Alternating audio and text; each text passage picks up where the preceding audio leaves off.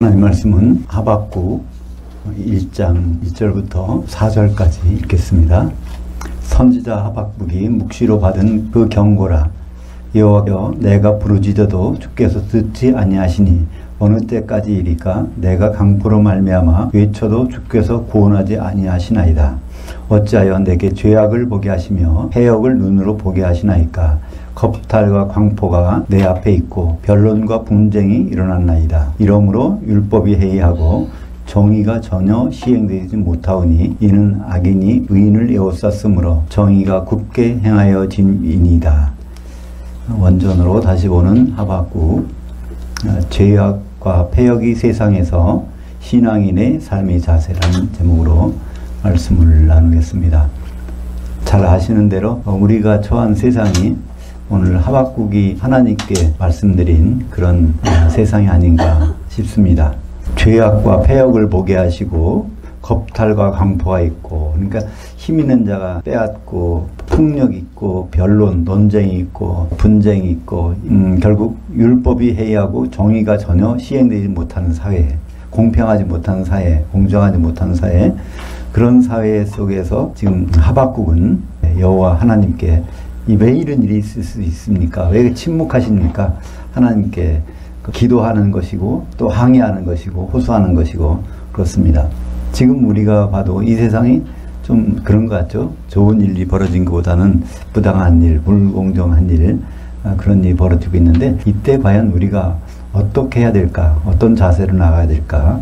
그런 것을 한번 미뤄 볼 수 있는 성경이 하박국서입니다. 다른 선지자는 전부 하나님이 이렇게 해라, 하나님 부르셔서 그 명령대로 따른 사람이지만 하박국은 하나님 부르지도 않았는데 이 모든 사항들을 하나님께 따져드는 거예요. 그러니까 하나님은 그래도 거기에 응답하시고 그 설득하시고 하는 장면이 좀 나옵니다. 이건 결국 유대 나라 안에 상황을 보니까 도저히 있을 수 없는 일들이 벌어지고 있다는 거예요. 그러니까 여호와의 응답이 5절부터 나옵니다. 5절부터 10절까지 보면 여호와께서 이르시되 너희는 여러 나라를 보고 또 보고 놀랄지어다. 너희 생전에 내가 한 가지를 행할 것이라. 누가 너희에게 말할지라도 너희가 믿지 아니하리라. 6절입니다. 보라, 내가 사납고 성급한 백성 곧 땅이 넓은 곳으로 다니며 자기 소유가 아닌 거처들을 점령하는 갈대아 사람들을 일으켰으니. 그러니까 너는 유대 나라, 요 나라 안을 보지 말고 한번 그 바깥을 보라 이거예요. 근데 바깥을 보면은 거기에 바벨로니아를 말하죠. 갈대아 사람들을 준비시켜서 그들을 일으키겠다는 거예요. 그 사람들이 어떤 사람이냐면 8절에 그들의 군마는 표범보다 빠르고 저녁이 이르보다 사나우며 그들의 마병은 먼 곳에서부터 빨리 달려오는 마병이라. 마치 먹이를 훔기려 하는 독수리의 나름 같으니라. 그들이 이렇게 험악하고 빠르고 이런 사람들이 강포를 행하러 이제 유대 땅으로 오게 돼 있다는 거죠. 그런 사람들이 올 때까지 점점 더 유대는 지금 그 안에서는 이상한 일들이 벌어지는 것입니다. 그러니까 하나님이 준비하고 있는 대안은 갈대아인이 일으켜서 유대인들을 다 휩쓸어 버리는 거예요. 그러니까 유대인이 좀 이제 자기들이 기도하고 또 하나님께 바로 쓰고 그러면 잘 되게 해준다는, 용서해 준다는 뜻이 아니라 아예 이걸 휩쓸어 가겠다는 그런 얘기입니다. 근데 그때 이제 하박국이 다시 한번 호소를 해요.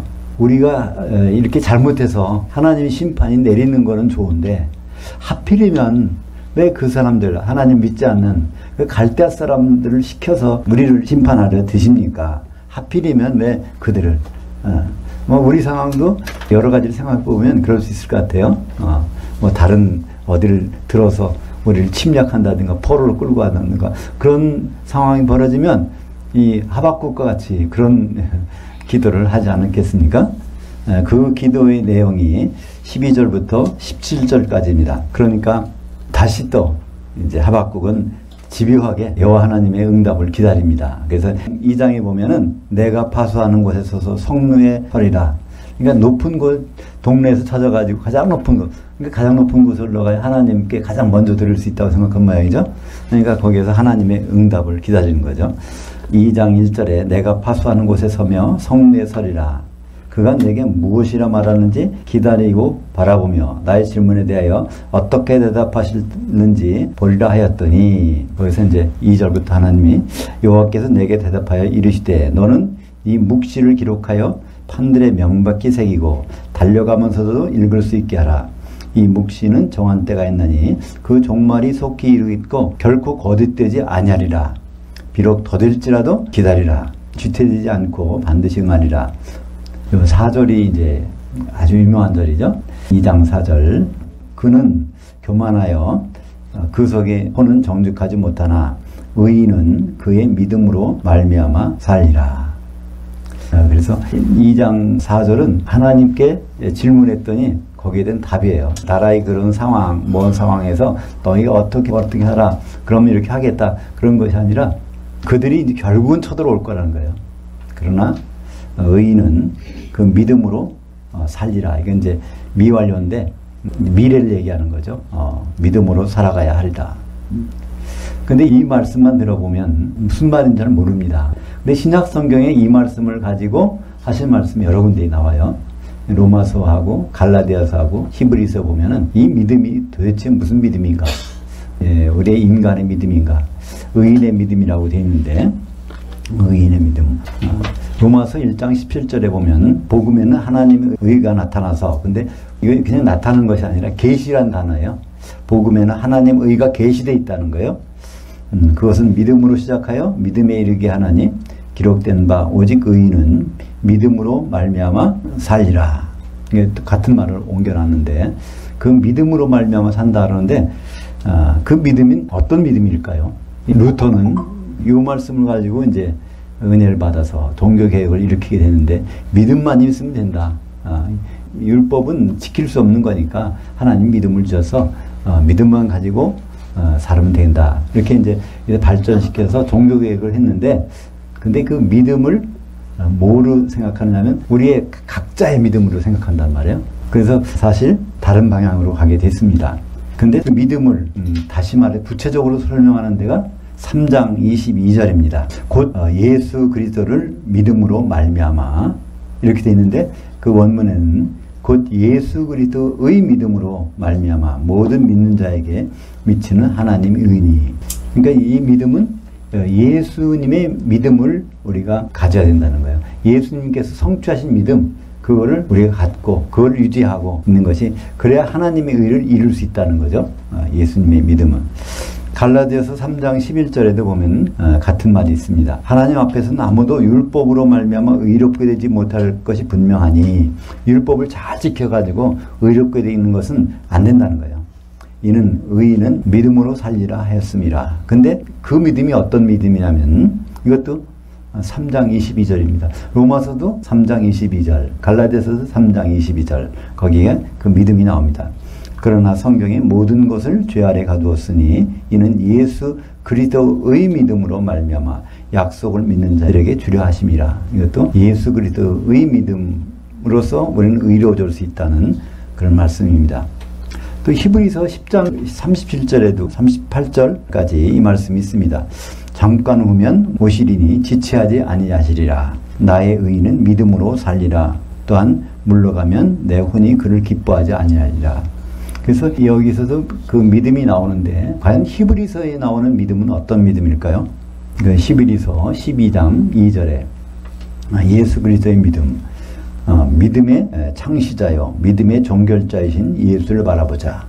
그는 그 앞에 있는 기쁨을 위하여 십자가를 참으사 부끄러움을 개의치 아니하시더니 그 하나님 우편에 앉으셨느니라. 믿음의 장이라는 것이 11장이죠. 그 11장은 가만히 보면 인간의 믿음이에요. 사람의 믿음. 그런 사람의 믿음을 쭉 나열합니다. 근데 결론은 뭐냐면은 11장에 그 믿음으로 살았던 사람들이 결론은 그 마지막 절에 나오죠. 성도들이 에서 달려있다는 거예요. 그래서 만약에 우리가 아니면 그 믿음으로 살았던 구약의 사람들이 그 온전함을 이루지 못하느니라. 그래서 그 구약의 사람들의 믿음의 대상은 뭐였죠? 아브라함이 바라봤던 것도 같이, 그죠? 기초석이 있는 그 성에 들어가는 것이란 말이에요. 기초석에 있는 성은 계시록에 보면 새 예루살렘 성이죠, 그죠? 그러니까 믿음으로 살던 사람이 그 새 예루살렘에 들어가야 되는데 우리가 아니면 안 된다는 거예요. 그러니까 우리가 새 예루살렘 성을 이루는 사람들이고, 그래서 12장에는 바로 가장 필요한 믿음이 나옵니다. 인간의 믿음이 아니라 가장 필요한 믿음. 그래서 이 믿음을 소개하는 것이 그 12장 2절에 그 믿음의 창시자요, 믿음의 종결자. 그러니까 믿음이라는 것을 맨 먼저 시작해서 끝까지 이루신 분이 있다는 겁니다.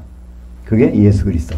물론 우리말 번역은 믿음의 주요 온전케 하시는 이인 예수를 바라보자 이렇게 번역했는데, 그건 믿음의 창시자라는 뜻이에요. 믿음이란 이런 것이다. 그걸 시작해서 그걸 끝낸 분이 예수님이라는 거예요. 그래서 예수님이 어떻게 했는지를 보면은 그 믿음이 어떤 것이라는 걸 알 수 있습니다. 그거 보면 나오죠, 설명이. 그는 그 앞에 있는 기쁨을 위하여 십자가를 참으사 부끄러움을 개의치 아니하시더니. 그러니까 그게 뭘까요? 그 앞에 있는 하나님의 기쁨, 거기에 기쁨이 있기 때문에 십자가를 진다는 거예요. 십자가를 바라보면 질 수 없지만 십자가 넘어 있는 걸 보면서 십자가를 지었다는 거예요. 부끄러운 십자가를. 그래서 다시 하나님으로 복귀하신 장면이 나옵니다. 하나님 보좌 우편에 앉아 계십니다. 우편이라는 얘기는 오른쪽이라는 얘기가 아니죠. 요한계시록에서는 하늘에 올라가면 그 보좌에 우편이 있습니까? 보좌 바로 거기에요. 이 우편이라는 것은 바로 그 자리라는 뜻이죠. 하나님 우편, 하나님 자리 바로 그 자리에. 우리 믿음이 좋다. 그럼 무슨 말일까요? 믿음이라는 것은 하나님의 말씀에 설득 잘 됐다. 그런 뜻입니다. 믿음이라는 헬라어는 설득하다에서 왔어요. 설득하다는 페이도라는 단어인데, 설득이 되다는 피스티스입니다. 설득이 잘 된 건 믿음이라고 그래요. 그러니까 가장 하나님께 설득이 잘 된 사람, 처음으로 설득된 사람, 그것이 예수님입니다. 그것은 어디서 볼 수 있죠? 창세기 3장 22절, 여호와 하나님이 이르시되 보라, 이 사람이 선악을 아는 일에 우리 중 하나와 같이 되었으니. 우리 성부, 성자, 성령, 엘로힘은 복수라고 그랬어요. 그 성부, 성자, 성령 중에는 선악을 아는 일을 경험해야 된다는 거예요. 안다는 것은 경험한다는 뜻입니다. 근데 여기 설득당한 분이 우리 주님이시죠. 그것은 빌립보서 2장 6절에 나와 있어요. 그는 근본 하나님 번제시나 하나님과 동등됨을 취할 것으로 여기지 아니하시고 오히려 자기를 비워 종의 형체를 가져 사람들과 같이 되셨고 사람의 모양으로 나타나셨음에 자기를 낮추시고 죽기까지 복종하셨으니 십자가에 죽으심이라. 그러니까 그분이 십자가에 죽으시려면 하나님은 못 죽으시잖아요. 그러니까 완전한 사람이 돼서 십자가에 죽으셨다. 그래서 인간이 돼서, 왜 인간이 됐냐면 죽기 위해서, 피 흘려 죽기 위해서. 죽은 다음에는 그분을 일으키시죠. 그래서 부활. 그러니까 죽음과 부활, 선과 악이 가장 기초인 것은 생명과 사망이죠. 그래서 선과 악을 경험하는 일에 하나님께 설득이 되셔서 하나님이 위치해서 인간의 모습으로 나타나셔서 이 모든 과정을 거치셨습니다. 그래서 이분이야말로 믿음이 있는 분이에요. 가장 믿음이 있다고 해도 우리는 예수님의 믿음을 따라갈 수 없어요. 그분이 창시자니까, 그리고 그분이 종결자니까, 믿음에 대해서. 그래서 계시록 2장 8절에 예수님의 별명이 뭐냐면 죽었다 살아나신이요. 죽었다가 살아나신. 이 죽었다가 살아나신이라는 뜻에는 바로 선악을 경험하신다는 뜻이고 하나님께 믿음을 인정받았다는 뜻이죠. 그래서 그 믿음으로 사신 분. 그러니까 하박국에서 나오는 그 내용, 그때는 구약시대 때는 그 말을 들어도 무슨 말인지 막연했지만 신약에 와서 이것이 계시로 밝혀지니까 그 믿음은 바로 예수님의 믿음이었는 것을 알 수 있습니다. 의인은 믿음으로 말미암아 살리라. 근데 의인은 하나도 없다니까, 아무도 없다. 예수님밖에는. 그러니까 바로 예수님 믿음으로 살아야 되는 것이 우리들의 일이죠. 그러니까 믿음은 막연하지만 하나님의 뜻에 설득당하는 것입니다. 그럼 우리가 이 세상이 지금 왜 이렇게 돌아가고 있을까? 그럼 하나님 어떤 의도가 있을 거란 말이에요. 그런 의도에 맞춰서 설득당하는 것입니다. 그러니까 그 하나님의 그 뜻을 잘 알아야 되는데, 이때 하박국 시대 때는 그 뜻을 묵시로 주셨어요. 그러니까 그 갈대아라는 나라는 여러 나라를 다 그 침략해가지고 포로를 끌고 나는 나라인데, 내가 지금 이 갈대아를 일으켜서 바로 이스라엘, 유대 땅도 그들이 침략해서 다 포로를 끌고 갈 거란 거예요. 이제 그 다음에 이제 쭉 연결되는 문장은 뭐냐면, 여기 또 질문을 또 해요. 하필이면 왜 그들을 들어 쓰십니까? 그러나 그렇게 그들을 축복해 주는 것이 아니라 그들을 들어쓰고 다시 그들을 없애버리겠다는 거예요. 그죠? 하나님은 갈대아 사람을 복 주시려고 하는 것이 아니라 갈대아 사람들을 회초리로 쓰시겠다는 것이고, 그 다음에 갈대아 사람들은 바로 그 남은 자들을 통해서, 거기에 끌려갔던 포로 중에서 남은 자들을 통해서 그들을 치시겠다는 것이 하나님의 뜻입니다. 그래서 이제 2장 9절부터 끝까지는 결국 그런 내용이 계속 나오고, 그걸 다 듣고 나서는 침략을 당해도 뭐 외양간에 소가 없어도 과수원에 뭐 열매가 없어도 너무나 좋다는 거예요. 그런 날이 오기를. 외양간에 소, 과수원에 열매 같은 거 없어지는 것은 무엇일까요? 침략을 당한 거죠. 그죠? 왜냐하면 그들이 회초리를 맞고 나서야 하나님은 그 회초리를 맞은 사람을 통해서 다시 세우신다는 것을 계획을 알고 있기 때문에 그 날이 기다려진다는 거예요. 바벨론이 쳐들어올 날이 기다려진다는 거예요. 찬송하면서. 그죠? 근데 이런 일이 처음에는 불가능한 일이죠. 하나님 뜻을 모르니까, 하나님 외에 하나님 살아계시다면 이런 일이 벌어질까? 그러나 하박국은 계속 질문하면서 하나님 뜻을 알게 되니까 오히려 똑같은 환경에서, 그러니까 지금 하나님께 기도하기 전이나 응답을 받은 후나 그 시간은 차이가 안 나요. 며칠 차일지 몰라요. 그러나 이 하박국은 거기에서 완전히 생각이 변합니다. 오히려 찬송하는 자가 됐어요. 이런 상황을 하나님이 알고 계시다는 것에 대해서. 우리가 자꾸만 이해가 안 가는 것은 하나님이 모르고 계시면 어떡하나. 근데 하나님이 알고 계시다는 것을 우리한테 알려주시고, 그것을 이제 우리가 알기 때문에, 그 결국을 알기 때문에, 시간이 지나면은 어떻게 된다는 것을 알기 때문에, 심지어 내 생전에는 일이 안 이루어지고 해결이 안 되고 그렇게 끝날 것 같지만은 결국은 우리는 죽었다가 부활할 때는 주님 오셔서 그것이 해결된단 말이에요. 그때를 미리 바라보고, 그러니까 이 묵시를 판에 새겨서, 손목에 새겨서 이걸 항상 잊지 말고 다녀야 된다는 거예요. 그것을 시행하는 마지막 3장에 가면, 다음에 이제 나머지 부분을 같이 볼 텐데, 그게 되면은 하박국과 마찬가지로 우리도 궁금증이 풀리고 또 앞을 멀리 내다볼 수 있고, 그러면 바로 현실을 더 보람있게, 의미있게 살게 될 것입니다. 그러니까 속마음을, 하나님의 그 계획을 우리에게 밝혀주셨고, 하나님의 뜻을 알게 된 하박국은 의심과 의문 투성인 사람이 그 현장을, 똑같은 현장을 보고서 하나님을 찬송하게 됐습니다. 그 불의와 폐역과 그것을 보면서 그 뒤에 있을 하나님의 계획을 알고, 그 남은 자들을 통해서 그들을 처리하고 하나님이 높임을 받을 것을 생각하면서 하나님을 찬송하게 된 것을 봅니다. 기도하겠습니다.